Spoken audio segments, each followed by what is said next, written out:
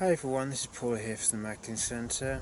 Today I'm doing the weekly astrology report for the week commencing the 8th of August, outlining some of the key aspects and transits for the week and giving an overall theme for this particular week. Before I do that though, I just want to clarify, as I always do, that the astrology of the week doesn't control our lives. It merely helps us to understand what is going on around us, what's happening collectively, and what the underlying themes playing out around us, and potential spiritual lessons for us to learn from if we choose to engage in the process. But if we don't actually engage in the process, then nothing really going to change for us. Things will just carry on going as they are. Now, in terms of the aspects this week, there's a lot of them. Start with the moon to begin with. Start off with the moon in Gemini, and this is a time where it may feel that need for kind of connecting with one another. She'll move quickly into her home sign of Cancer and stay here until Friday, where maybe focusing on kind of the home life, making time, or creating space for our emotions to flow and to kind of connect with and understand them. Then on Friday, the moon will move into Leo. This will be a time where maybe express or trying out our creativity, exploring our self-expression and just being our authentic self, and encouraging other people to do the same. And this theme will obviously play a big role at the solar eclipse, which will take place on Saturday. And then on Sunday, the moon moves on into Virgo, and this is a time where it's focusing on the practicalities of day-to-day life, so putting things in order, working on our physical and mental health, and seeing what new tasks can we do that will help enhance our lives. Before on Tuesday, the moon moves on to Libra. This is a time of connecting with one another, building bridges or strengthening bridges in existing relationships, and seeking to create harmony within our interpersonal relationships. Now, throughout this particular week, we'll obviously have Uranus retrograde and Mercury retrograde, and with the Mercury retrograde, that's going to conjunct the Sun on Thursday the 9th. So this marks the midpoint of the Mercury retrograde, and a point where the seed of a new way of creating or new understanding of creativity is sown. But this seed then needs the rest of the retrograde to kind of germinate and allow us to start to see what new way of creating or new understanding of our creativity has been born, and to obviously then nurture it through the rest of the retrograde. But the only real time to take action, unless we absolutely have to, will be after the 19th, when Mercury's turned direct again. But this is a key point where whatever seed of new beginnings or new way of creating needs to be sown. This is the point where the seed is actually planted in our subconscious.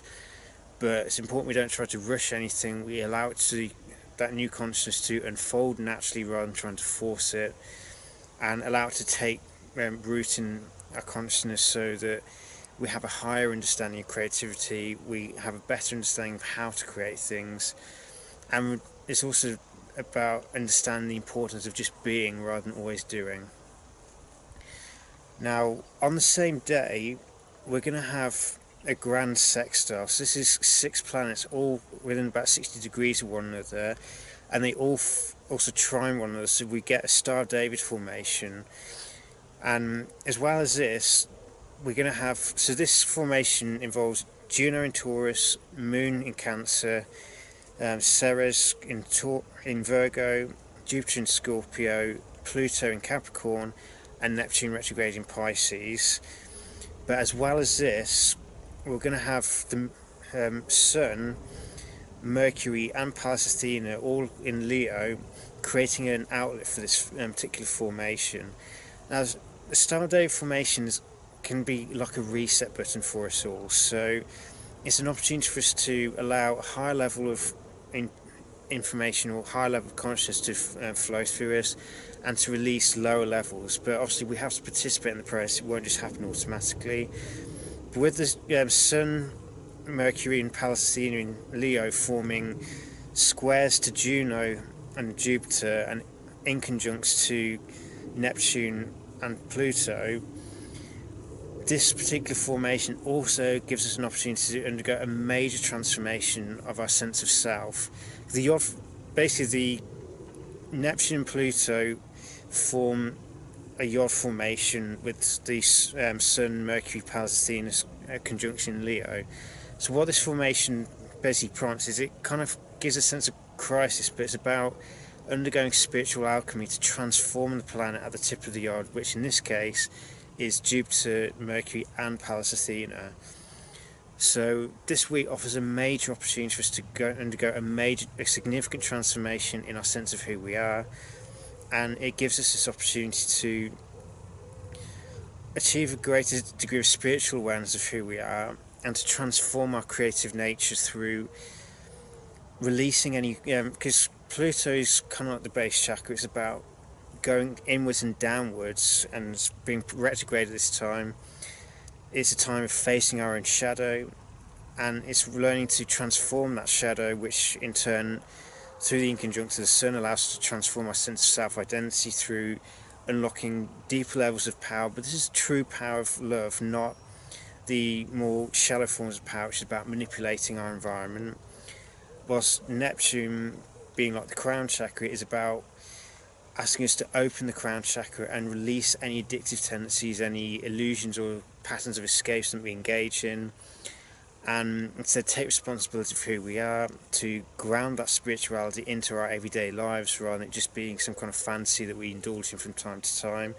So it's making spirituality practical, if you like, or real, and learn to embody it so that we become an example or shining example of the principles that we preach. Because otherwise, if we don't allow ourselves to transform, if it's just getting spiritual concepts together but not really doing anything with them, then we just end up being hypocrites, because we're not actually living the truths that we espouse. We're merely spouting them but not doing the work ourselves. We just expect other people to match our standards without making the effort to achieve those qualities ourselves.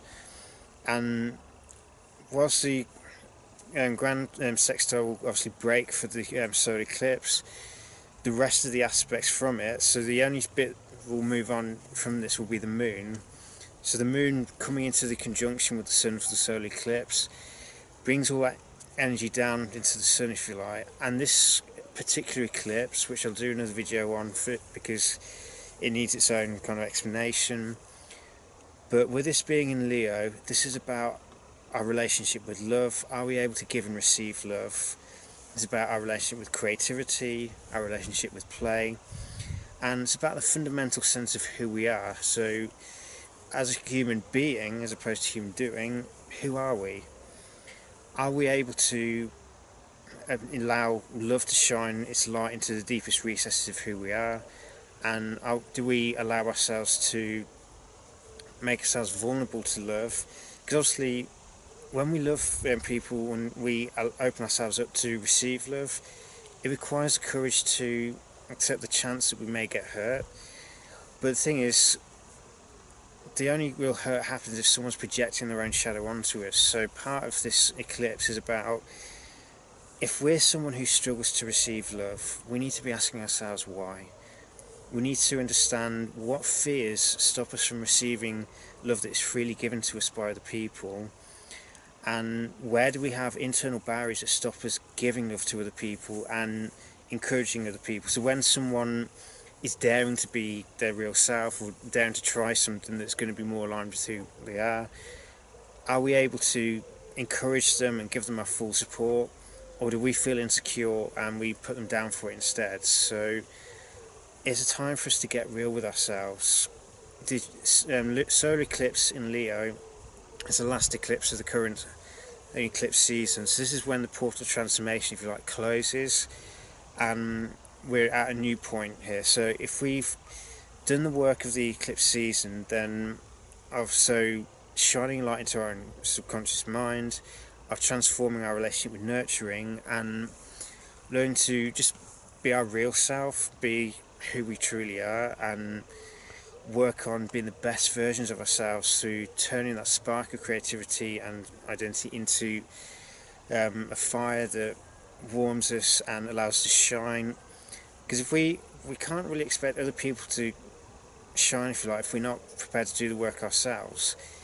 We're each and every one of us responsible for being the best versions of ourselves, if we're not prepared to do the work, how can we realistically expect anyone else to do it? So it's important for us all to get real with ourselves, to take a moment, spend a bit of time in solitude, and really ask ourselves, how comfortable are we with love? When someone freely gives it to us unconditionally, are we able to accept it, or do we run from it or try and lash out at the other person so that they stop giving that love, and they then try to hide their light? It's about, if we struggle to receive love, we need to ask ourselves why and get to the core fear that prevents us from receiving love.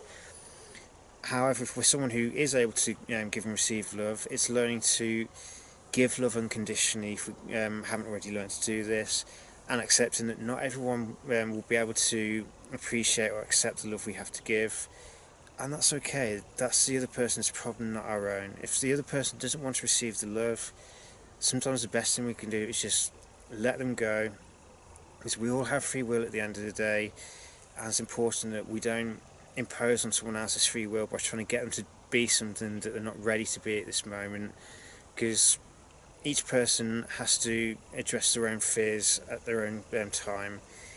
And if someone's refusing to face their own fears because they don't want to change, that is their choice. We then have to just say, okay, that's fine, I'll move on, I'll leave you to it. If you need me, by all means get in touch, but otherwise I'm not going to bother trying to waste time and energy helping you to become something if you're not prepared to do the work, or you don't want to change at all. You're happy living the way you are at the moment and continuing to engage in behaviour which clearly isn't healthy, but you don't want to release it, so be it. So part of this is also, we need to see how much do we love ourselves. I don't mean at an ego level, so we lavish ourselves with material stuff. I'm talking about our internal landscape here. How well can we just love ourselves? Because the thing is, we can't love another person, we can't love ourselves. This is a fundamental lesson of the North Node in Leo transit, is connecting with that child within ourselves, of nurturing it and encouraging it to play, to allow our creative side to shine, and to not take life so seriously, to lighten up, to encourage each other to be more playful, to be more authentic, to allow that creative inspiration to flow, and to allow ourselves to not be so serious, to have a bit of downtime, to pursue the dreams that we've got within ourselves, that we may know what the dream is but we're scared to initiate it. It's about having that courage to take the risk of taking that centre stage in our own life, or picking up the pen and writing our own story rather than allowing other people to write the story for us. This isn't about, by that I don't mean blaming other people for how our lives turn out. No, we've all played a part in how our lives have unfolded to this point, but if we choose to write our own stories or take charge of our own life, then other people no longer have that power to affect our story or affect our lives, because we've taken responsibility. Through the Jupiter in Scorpio aspect, we've faced our own inner darkness, faced our own shadow, and transformed it through embracing it, accepting it, and learning to love it, at which point it becomes a source of power to empower us and keep us going or strengthen us. If we've done the work of Pluto and Capricorn, which is about shedding any masks, or stop pursuing things which aren't true to who we are, and learning to express ourselves in the world around us in a way that is a genuine reflection of who we are, so when people see us, it's what you see is what you get. If we use the Neptune retrograde in Pisces, it's about embracing that spiritual energy. It's about connecting with the infinite, connecting with the higher power, God, call it what you will, and it's about allowing that spiritual energy to flow through us, to dissolve any internal blockages or any addictive tendencies and any fears, and allow unconditional love to renew us, to renew our minds, allow compassion and empathy to become a key part of who we are, and allow us to become love rather than operating out of fear.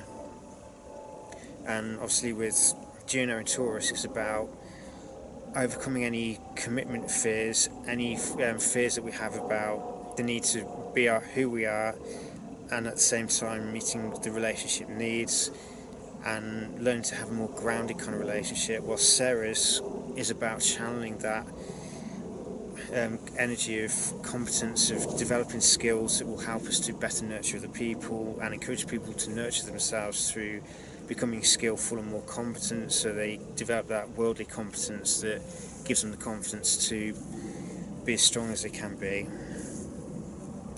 So there's a lot to take on board here, but the key events will be obviously the grand sextile, followed shortly by the solar eclipse. This this will be the final eclipse in Leo for the next 8 to 9 years. So the more we use it, the more we set ourselves up for the next cycle of growth, because each cycle naturally builds upon the previous one. So the more we do the work at each stage of the cycle, the more resources or the more we have to use in the next bit, so we keep adding to it and keep getting stronger and stronger and more real.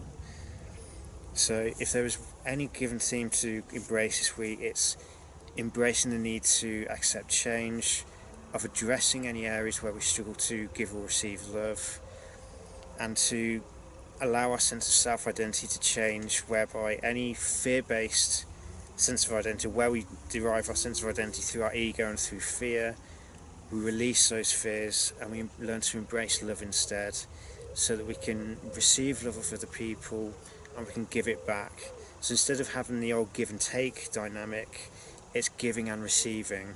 So it's much more harmonious, it's more life enhancing rather than about manipulation and control, and it frees us up to be who we are without worrying about how other people perceive us or how other people may try to use us. Because if we're freely giving and freely receiving and freely giving, then we'll always get what we need. We'll always, anything that is required at any given point will come to us in one way or another.